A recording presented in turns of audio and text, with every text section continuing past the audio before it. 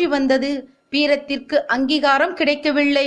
என்னுடைய கனவுகள் நிறைவேறவில்லை. இவன் குலத்தில் தாழ்ந்தவன் என்று கூறி அவமதித்து வந்தனரே. இறைவன் தரும் ஆசையின் மீது மனிதனுக்கு அதிகாரம் உள்ளது.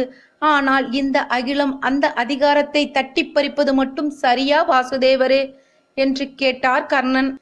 அதற்கு கிருஷ்ணரோ, உனக்கு நிகழ்ந்தது மாபெரும் அநியாயம் கர்ணா.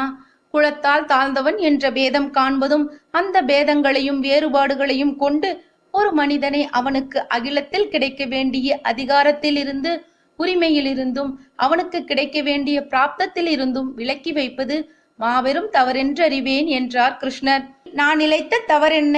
என் மனதில் உதித்த வேதனை, என்னுள் எழுந்த பழி உணர்வு சிறந்த நிலை பெற வேண்டும், அவனியில் அங்கீகாரம் கிடைக்க வேண்டும் என்ற ஆசை எந்த வகையில் தவறாகும் வாசுதேவரே என்று கேட்டார் கர்ணன். கிருஷ்ணரோ, நான் ஒரு சம்பவம்